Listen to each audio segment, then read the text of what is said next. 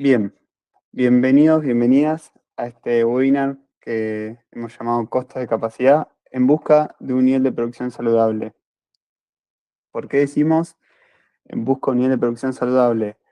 Porque es muy importante, más en estos tiempos donde veníamos de actividad fuerte el año pasado y este año nos encontramos con recesión a nivel generalizado y caídas de ventas, pensar qué podemos hacer para gestionar estos costos de capacidad que a veces son los costos ocultos más grandes, porque no estamos viendo el peso que la estructura tiene sobre nuestros negocios y sobre nuestras empresas. Por eso la idea de este webinar es repasar un poco qué es capacidad de producción, qué son los costos de capacidad, qué situaciones se nos pueden presentar y qué acciones podemos tomar para trabajar sobre esto. Bien, primero y principal, ¿qué es la capacidad de producción? Es la máxima cantidad que podemos producir o vender. Por eso hablamos de capacidad. Acá estamos hablando de capacidad, no de ya del nivel efectivo de producción. En cuanto como máximo podríamos producir o vender. Y se determina por tres factores, por tres cuestiones claves. Una son los factores de producción, maquinaria, la planta, la superficie, tractores que podemos tener si es producción de alimentos, la cantidad de personas que estamos trabajando. Todos esos son los factores de producción y es uno de los aspectos clave que determinan la capacidad de producción. El siguiente es el tiempo que están produciendo esos factores o el uso de esos factores. Por ejemplo, nosotros podemos tener una planta de 1000 metros cuadrados, pero la pregunta es qué superficie estamos utilizando de ello. Entonces también no solamente se trata de la cantidad de factores, sino del uso de esos factores. Y por último, también influye lo que es la eficiencia o ritmo de esos factores. Existe ese ritmo de producción. Entonces, la capacidad de producción va a estar determinada por la cantidad de factores, por el tiempo o uso de esos factores y la eficiencia o ritmo de esos factores. Vamos a ver algunos ejemplos como para bajar esto a tierra. Esta cuenta creo que yo al menos la hago cada vez que voy en ruta, me entretengo haciendo la cuenta de cuántos kilómetros de autonomía le quedan al auto, más allá de que hoy te lo dice, me gusta hacer este jueguito, pero acá también podemos hacer la cuenta de capacidad. ¿Cuántos kilómetros de autonomía entonces tiene un auto? Recordemos, factores, cantidad de factores por tiempo de uso de esos factores por la eficiencia o ritmo. Entonces, si un auto tiene 50 litros por tanque, tenemos una carga del tanque y rinde 14 kilómetros por litro, ahí podemos sacar cuántos kilómetros tiene autonomía, es decir, podríamos ir su capacidad de producción, son 700 kilómetros por tanque. Ya vamos a casos más productivos. ¿Cuántos comensales por día puede haber en un bar o en un restaurante? Y acá es lo mismo, cantidad de factores por tiempo uso de esos factores, por eficiencia o ritmo. Entonces, acá tenemos 20 sillas, el local está abierto 9 horas por día y la rotación es cada 90 minutos. Entonces podemos tener 120 comensales diarios. ¿Cuántas unidades podemos producir en la planta? Acá la cuenta también, factores por tiempo, por ritmo de producción. Tenemos tres máquinas que están funcionando 2 turnos de 8 horas cada una por 600 unidades por hora. Podemos producir 28.800 unidades por día. Recuerden siempre que estamos hablando de lo máximo que podríamos producir. ¿Cuántos despachos podemos tener por día? Una cosa es la producción, otra cosa es lo que podemos despachar. Lo mismo, acá necesitamos definir factores por tiempo, por ritmo. Si tenemos un autoelevador que funciona 2 turnos de 8 horas cada uno, y por hora podemos cargar al camión 10 pallets. Entonces, Como mucho vamos a poder despachar 160 palets por día. Vamos a, por ejemplo, cuántos paquetes podemos armar por día. Realmente, si la parte final de la línea de producción es el empaquetado, en muchos casos esa parte es manual antes de que pase por el horno. Entonces, también ahí podemos analizar cuál es nuestra capacidad de producción en esa etapa. Si hay dos personas, cada una haciendo un turno de 8 horas, y vemos que tardan 6 minutos por cada paquete, entonces nuestra capacidad de producción son 100 paquetes diarios. Fíjense que siempre la estructura es la misma. Factores por tiempo de uso, por ritmo. Entonces, cuando estamos hablando de los costos de capacidad, estamos hablando de los costos que nos posibilitan alcanzar determinado nivel de producción. Por ejemplo, volvemos a los ejemplos que veíamos antes. Nosotros para alcanzar una producción de, voy a la fábrica de 28.800 unidades diarias, necesitamos 3 máquinas. Entonces, y que estén funcionando 2 turnos de 8 horas cada una. Entonces, esas 3 máquinas me van a determinar el costo de capacidad. Si yo quiero aumentar esa producción, voy a decir, bueno, necesito una máquina más. Bueno, esa máquina más, para ampliar esa capacidad de producción, necesito una máquina más. Si quiero ampliar la cantidad de comensales diarios, bueno, necesito meter más sillas. O en algún caso, hasta la respuesta puede ser, necesito más metros cuadrados, necesito mudarme. Y eso también trae costos asociados. Entonces, los costos de capacidad son los costos que nos posibilitan alcanzar determinado nivel de producción. Los costos de capacidad existen independientemente del nivel de producción que efectivamente alcancemos. ¿Qué quiere decir esto? Nosotros podemos tener las 3 máquinas, pero si después usamos una, dos o las tres, es indistinto porque la inversión de la máquina ya la hice. Lo mismo en el caso, por ejemplo, del bar o restaurante. Si nosotros tenemos un espacio para 20 sillas y están 10 ocupadas, nosotros seguimos pagando el alquiler por todo el alquiler entero, independientemente de si vengan 10 personas o 20. Entonces es independiente a nivel de producción. O sea, repasamos esto es centrales. Los costos de capacidad se asocian con la posibilidad, con lo máximo que podemos producir, que es distinto a lo que efectivamente producimos. Si no tengo esos costos de capacidad, no voy a poder alcanzar cierto nivel de producción. Es una condición necesaria, es el primer paso. ¿Cuál es mi capacidad? Después es cuánto ocupo efectivamente esa capacidad. Pero los costos de capacidad lo que me hacen es poner un techo a mi producción. Guarda en relación con los factores de producción. Esto veníamos charlando. Bueno, si quiero ampliar la cantidad de comensales, necesito o hacer que entre más sillas, para remodelar, refaccionar, o ya mudarme, con todos los costos que eso implica. Si yo quiero aumentar mi producción en la fábrica, necesito tal vez sumar una máquina más, con la inversión que eso supone. Si quiero ampliar mi capacidad de despachos diarios, porque se me está haciendo cuello de botella y tengo que comprar otro autoelevador, lo mismo, ahí yo necesito incurrir en estos costos de capacidad que me permitan ampliar mi capacidad de producción. Y dos cuestiones centrales para el final.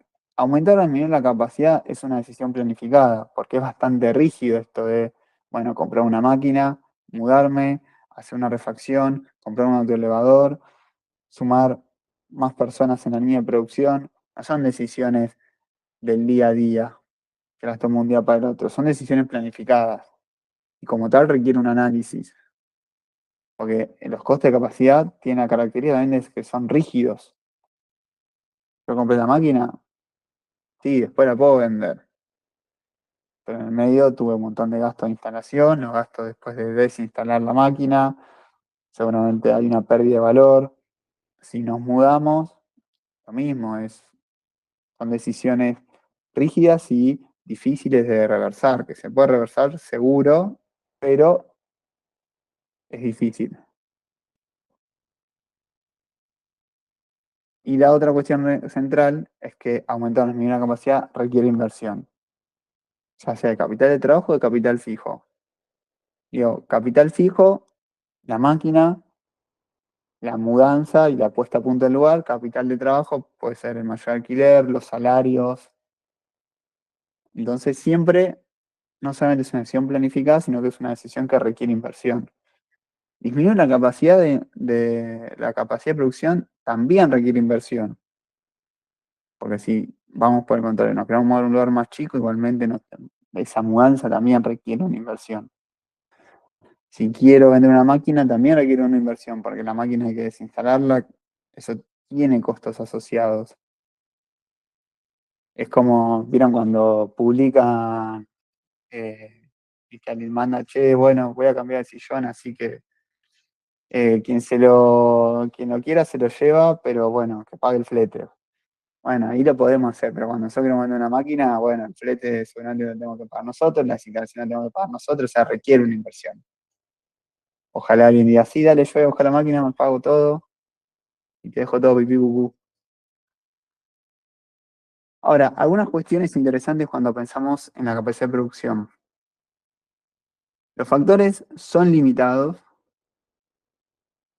y limitan nuestra capacidad. ¿Qué quiere decir esto? Fíjense acá. En este primer caso, nosotros tenemos 3 personas, 2 tractores. Sabemos que una persona con un tractor cubre 100 hectáreas por semana. Si yo tengo 3 personas y 2 tractores, mi capacidad es 200 hectáreas. Hay una persona que está al Pepe, porque le falta el tractor. Vamos con otro ejemplo. Tengo 3 tractores, 2 personas. Mi capacidad sigue siendo 200 hectáreas, porque hay un tractor que va a estar al Pepe. Y acá en este último ejemplo tengo 3 personas, 3 tractores. Y acá sí mi capacidad es de 300 hectáreas por semana. Es decir, yo necesito que estén todos los factores para poder alcanzar determinado nivel de capacidad de producción.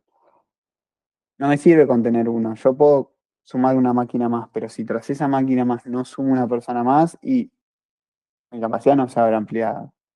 Entonces, cuando pensamos en la capacidad de producción, tenemos que pensar en todos los factores que son necesarios. Si vamos a un local restaurante y nosotros ponemos más sillas, pero no ponemos más personal del salón, y posiblemente el servicio sea deficiente en algún momento, tenga problemas.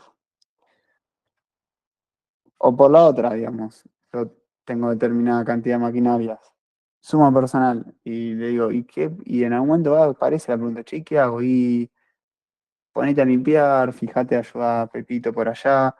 Situaciones que se ven en las plantas, que a veces no hay trabajo y hay tiempo que sobre y bueno, vamos y le terminamos inventando alguna tarea. Pero siempre pensar en todos los factores que son necesarios para alcanzar esa capacidad de producción, no solo en uno. Entonces, si yo tengo factores limitados, mi capacidad también se va a ver limitada. Otra cuestión importante que habíamos visto en la fórmula era el tiempo. Y el tiempo es escurridizo, que nos escapa entre los dedos. Porque nosotros decimos, uff, tengo todo este tiempo, tengo 10 horas por delante, fantástico. La jornada, vamos con 9 para que sea jornada habitual, 9 horas. Ah, buenísimo. ¿Estamos trabajando en 9 horas? No, hay 1 hora que es almuerzo. O sea que disponible tengo 8 en realidad. Por eso acá hablamos de paros legales o técnicos. El descanso, el almuerzo, forma parte, entonces ya el tiempo disponible, ya no son 9, son 8.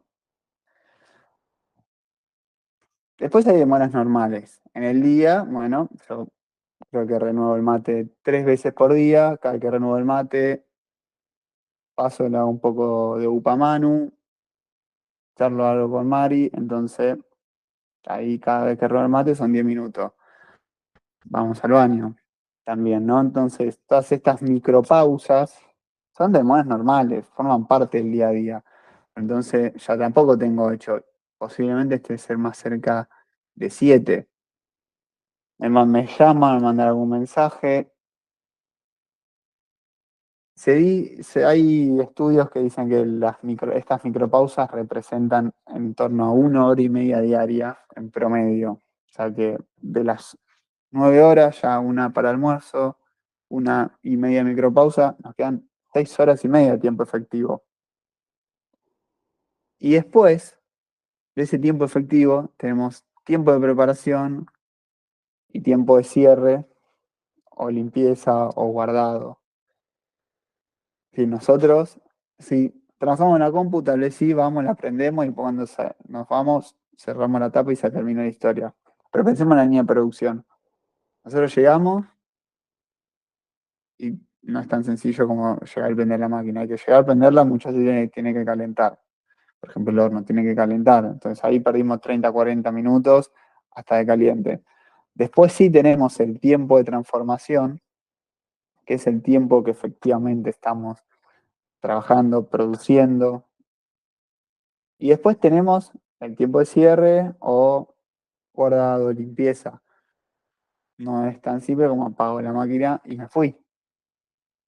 Deben cerrar, limpiar, más si trabajamos en alimento, hay que limpiar, hay que dejar el puesto de trabajo en orden. Entonces, ya de las 9 horas pasamos a 8, pasamos a 6 y media y vamos a estar más cerca de las 5 horas efectivas. El tiempo de transformación de las 9 horas, que era nuestro tiempo cronológico, en promedio estadísticamente estamos en las 5 horas.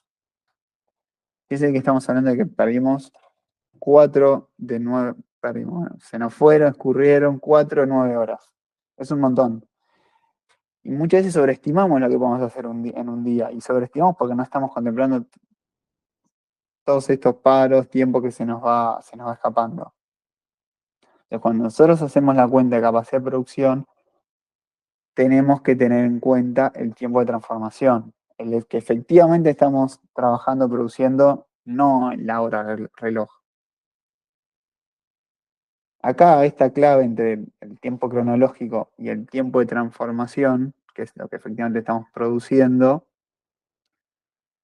te dice también que es la diferencia entre la capacidad máxima teórica y la capacidad máxima práctica.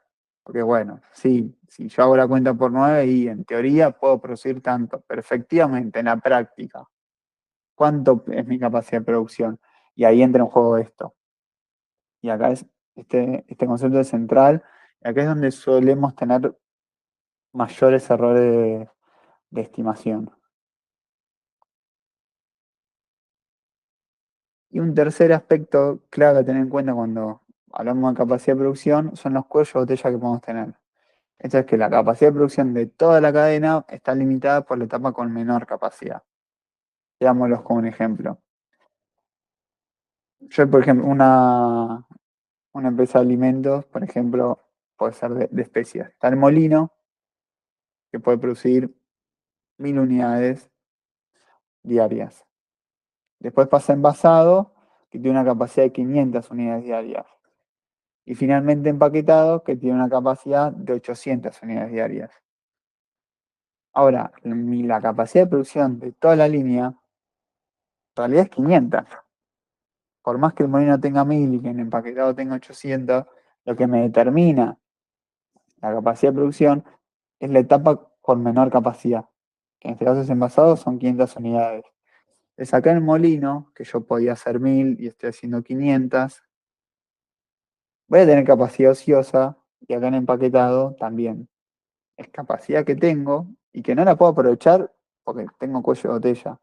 Entonces es muy importante también prestar atención a estas cuestiones que nos van a afectar. Tal vez nosotros estamos haciendo, digo, nos van a afectar porque pensemos que para tener una capacidad en el molino de 1.000 unidades, vamos a tener costos asociados a esa capacidad que los estamos manteniendo y no lo estamos viendo.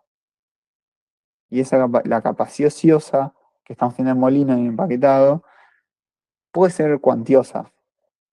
Entonces, ahí los análisis es, ¿qué pasa si, dos análisis, qué pasa si da 500 unidades, ¿no? Que reduzco mi capacidad en esas dos etapas, o cómo hago para llevar todo a 800 o 1.000 unidades?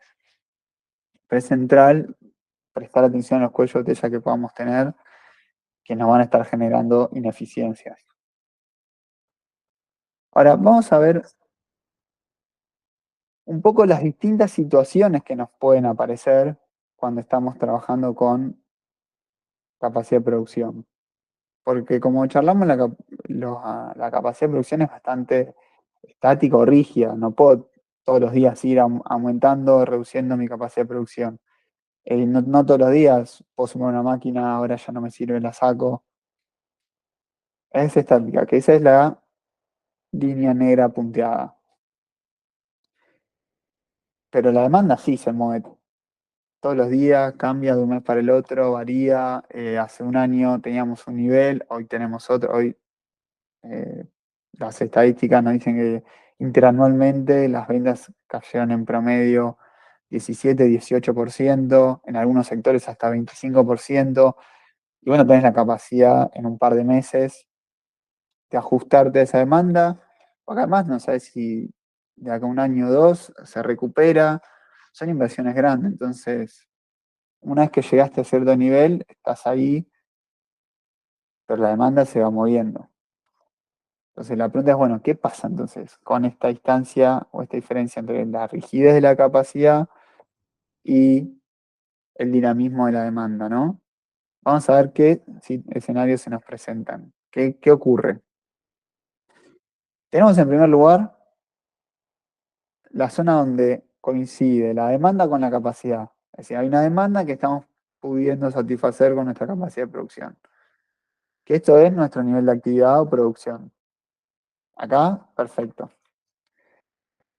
Después tenemos esta zona más rojita, que es capacidad, donde la capacidad está por encima de la demanda. Acá tenemos capacidad ociosa. Capacidad ociosa es, en concreto, imagínense, tenemos 10 máquinas en la planta, estamos usando 7.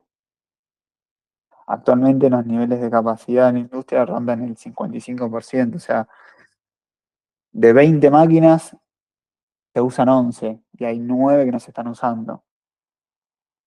Esa es la capacidad ociosa. Y tener esas máquinas cuesta, se desvalorizan, tenemos un espacio reservado para esas máquinas, estamos pagando el alquiler, etcétera, etcétera, etcétera. Entonces, es costoso tener capacidad ociosa. Y después tenemos esta zona rosa, donde hay una demanda que no estamos pudiendo satisfacer porque supera nuestra capacidad. Es una demanda no satisfecha. En concreto es, si tenemos un restaurante, tenemos gente afuera, en producción no damos más abastos, esto no podemos despachar más porque nos falta un autoelevador, hay un límite de lo que podemos llegar a producir y despachar por semana, por mes. Entonces acá tenemos estas tres posibilidades. En verde nos coincide la demanda con la capacidad, o sea que estamos bien. Por el otro lado tenemos capacidad ociosa y por último tenemos demanda no satisfecha.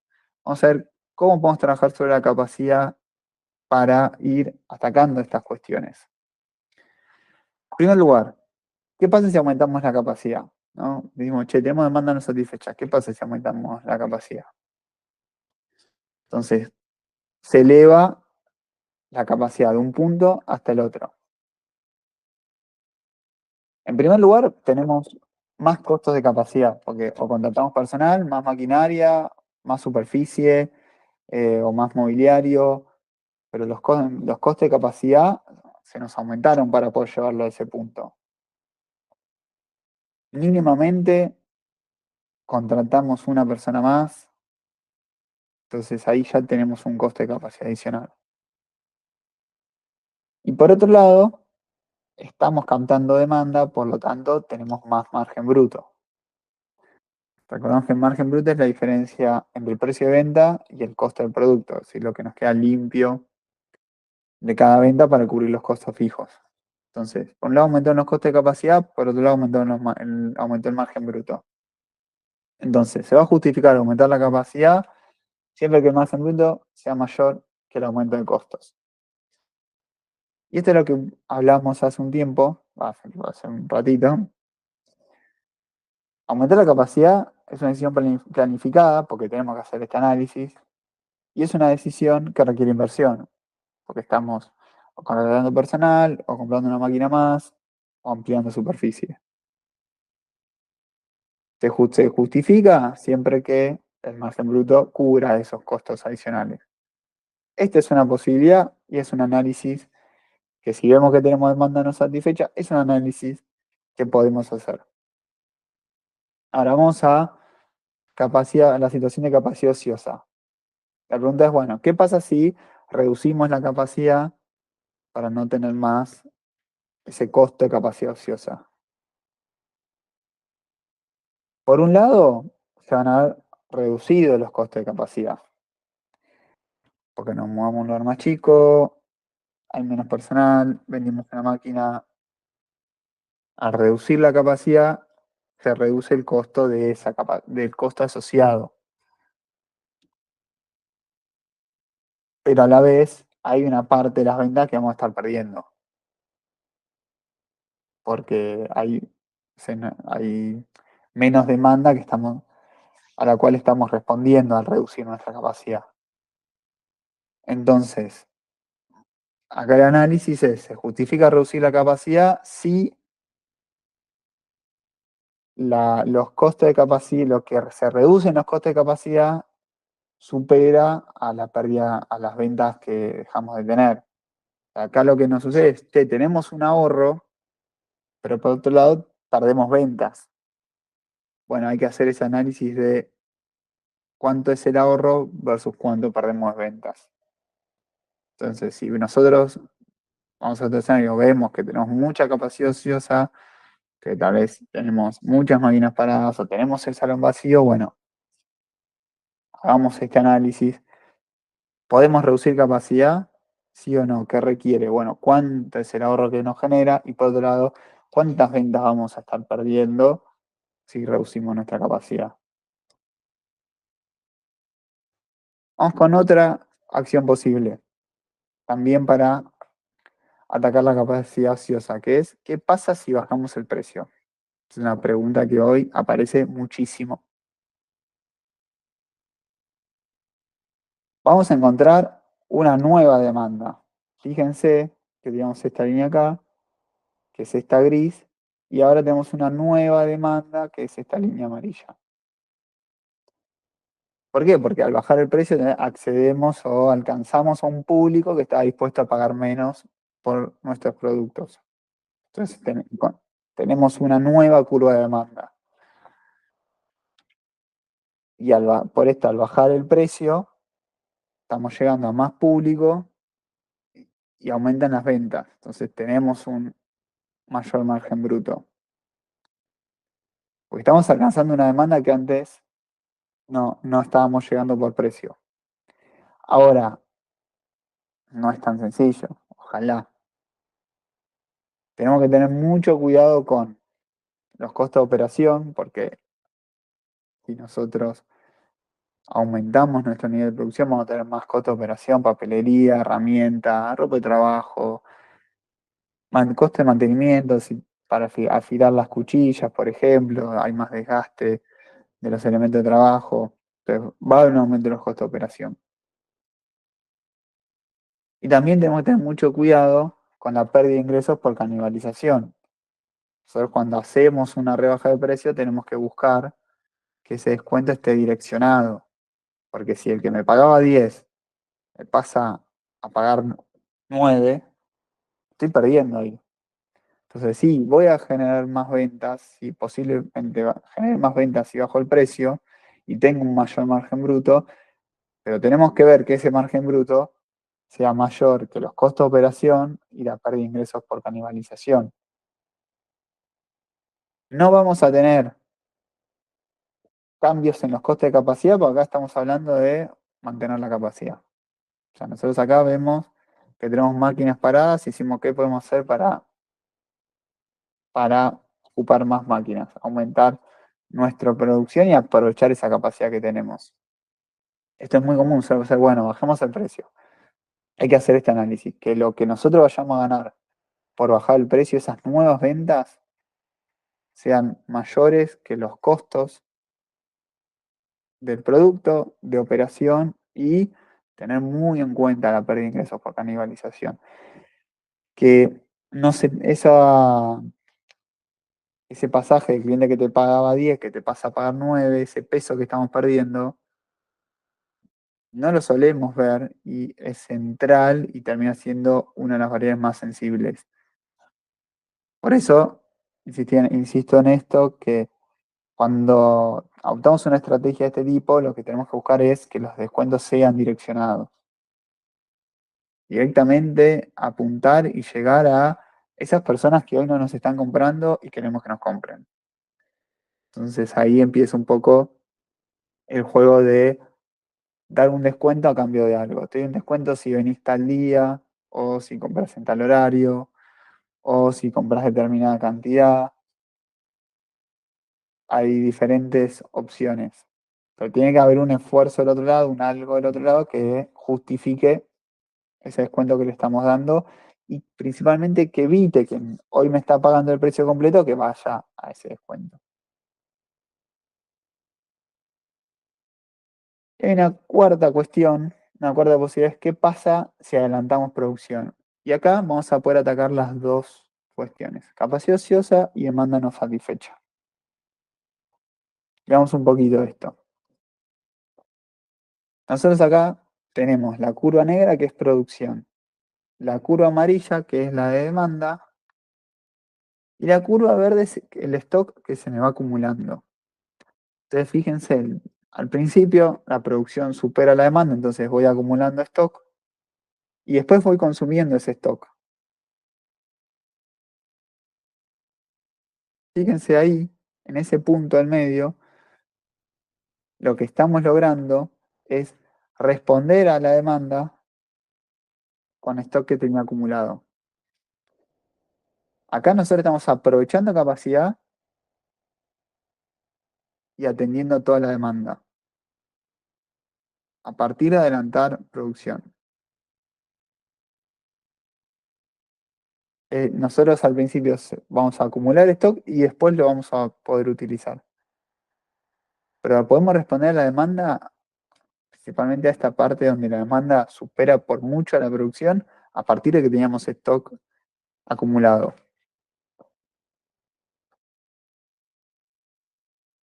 Y acá, atención porque no es tan sencillo, no es tan bonito. Los costos de conservación de ese stock, fíjense que en la segunda columna incluso el stock es más que la producción del mes.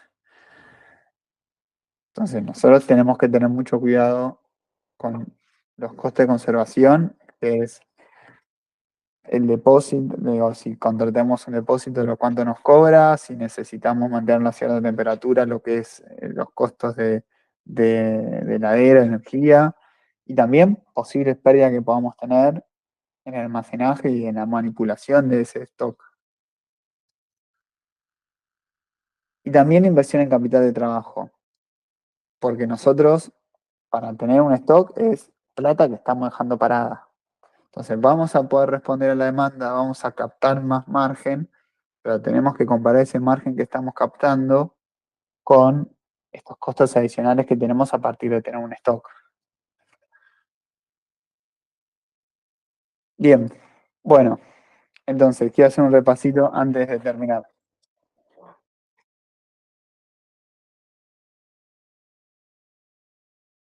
Teníamos la situación de, por un lado, capacidad ociosa y demanda no satisfecha. Una opción es aumentar la capacidad, donde el análisis es comparar el margen que captamos con cuánto se nos incrementan los costos. Una segunda opción para atacar la capacidad ociosa es reducir la capacidad, donde ahí tenemos que comparar el ahorro que se nos genera con las ventas que perdemos. Una tercera opción es bajar el precio para captar más demanda y aprovechar esa capacidad ociosa.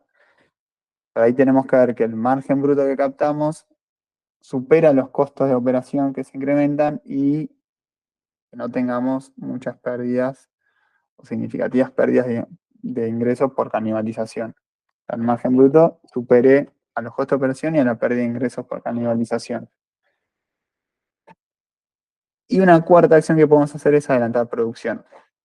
Donde ahí tenemos que ver que el margen bruto que captamos supere sea mayor que los costos de conservación de ese stock y a la inversión en capital de trabajo que tenemos.